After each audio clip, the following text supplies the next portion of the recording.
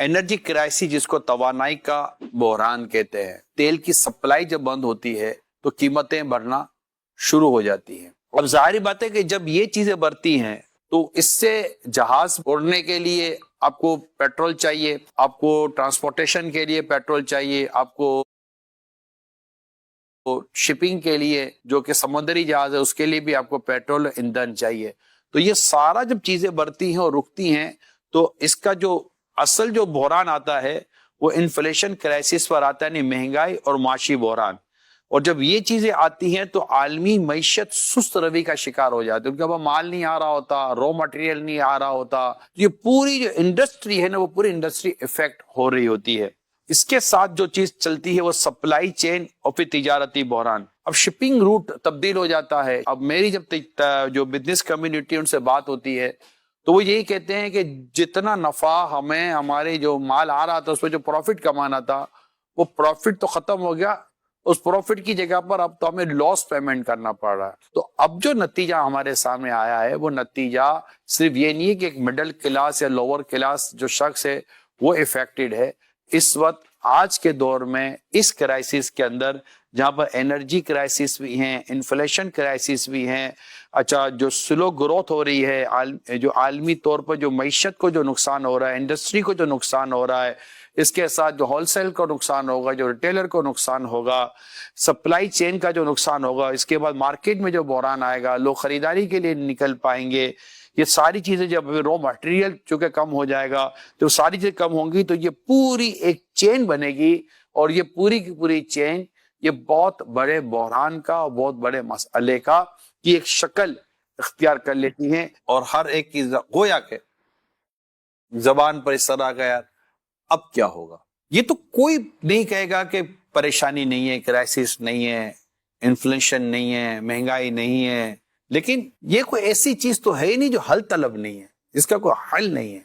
بڑوں کے پاس اپنا حل ہے، چھوٹے کے پاس اپنا حل ہے، ہر ایک کے پاس اپنا ایک حل ہے۔ میں آپ کو ایک بات بتاتا ہوں، اتنا بڑا کووڈ آیا، کورونا کتنا بڑا پرابلم آیا، 2-2.5 سال کیا حالت نہیں رہے، اس طرح بند زندگی 2-2.5 سال گزارنے کے بعد آج دنیا اپنے معمول کے مطابق چل ہی رہی ہے، نہیں چل رہی ہے، چل رہی ہے نا۔ تو اتنا بڑا وقت بھی گزر گیا نا، یہ بھی نہیں، یہ بھی کیا ہفتہ 8 دن کی کہانی نہیں ہے یار، انشاءاللہ یہ بھی بس آپ بیت جائے گے۔ اب ہم چلتے ہیں اس کی حل کی طرف۔ فائنینشیل سروائیول، اپنی ماہانہ ضروریات پہلے لکھ لیں، یار ہماری ماہانہ ضروریات کتنی ہے۔ اگر آپ کا کرایہ کا گھر ہے وہ لکھیں، خوراک جو آپ اناج وغیرہ جو بھی غذائیں لیتے ہیں اس کو لکھ لیں۔ اب جو کھانا آپ کہہ رہے ہیں کہ بھائی میں کھانا کھاتا ہوں، اس میں کھانے میں بھی ضرورت کا کھانا لے لیں، صحت مند لیں، مگر بلا ضرورت کی چیزیں جو کہ صرف ایک وہ کہتے ہیں نا کہ اونلی فار ٹیسٹ پرپز ہوتی ہیں، اس کو ایوائڈ کر لیں۔ باہر کا کھانا بند کر دیں، علاج بھی کسی گھر میں بعدوں کا چل رہا تو وہ لکھ لیں۔ غیر ضروری خریداری پر پابندی لگائیں، ویسے تو ہر حالات میں مگر اسپیشلی ان حالات میں باہر کا کھانا بند کر دیں، علاج بھی کسی گھر میں بعدوں کا چل رہا تو وہ لکھ لیں۔ غیر ضروری خریداری پر پابندی لگائیں، ویسے تو ہر حالات میں مگر اسپیشلی ان حالات میں قرض سے بچیں۔ سفری اخراجات کو کنٹرول کر لیں۔ ایک ہی محلے کے 2 دوست ہیں، الگ الگ موٹر سائیکل پہ جا رہے ہیں، دونوں ایک ہی موٹر سائیکل پر آنا جا رہا کر لیں، آدھا پیٹرول تیرا آدھا پیٹرول میرا، پھر بلا ضرورت نہ نکلیں، گھر والے بھی نہ نکلیں، کہیں نہ جائیں، کہیں بھی جائیں گے تو آپ کے 100-200 روپے 500 روپے نکلنے میں تو دیر لگے گی ہی نہیں، آپ کا بجٹ آؤٹ ہو جائے گا۔ اب آتے ہیں بجلی کے ذریعے اپنے اخراجات کنٹرول کریں، کیونکہ بجلی بھی مہنگی ہے۔ اچھا، اب جب یہ بچت کرنے بیٹھتے ہیں نا تو لوگوں کو لگتا ہے یار ابھی اس سے کیا بچے۔ میں آپ کے سامنے ایک فارمولا رکھتا ہوں، آپ نے روز کے 100 روپے بچائے خوراک کے معاملے میں، سلمان بھائی کتنے ہوئے؟ 100۔ آپ نے 100 روپے بچائے سفر کے معاملے میں، جی آپ نے 100 روپے بچائے بجلی کے معاملے میں، توانائی انرجی کے، 300 روپے ہو گئے روز کے، مہینے کتنے ہو گئے؟ 9,000 روپے، 9,000 روپے، سال کی ہو گئے 1,08,000 روپے۔ یہ میں کس فیملی کے لیے کہہ رہا ہوں آپ سمجھ سکتے ہیں۔ چھوٹی بچت کو کبھی بھی اگنور نہ کریں۔ زیادہ تر لوگ جو نقصان اٹھا رہے ہیں وہ چھوٹی بچت کو اگنور کر کے اٹھا رہے ہوتے ہیں۔ اب اتنا بچانے سے کیا فائدہ ہوگا؟ اب بھیا قطرہ قطرہ دریا بنتا ہے۔ جو کم بچت کو اگنور کرتے ہیں عموماً تکلیفوں میں وہی مبتلا ہو جاتے ہیں۔ یار سیب والے سے 10 روپے کم کرواتے ہو، اب اس پہ شرم نہیں آتی؟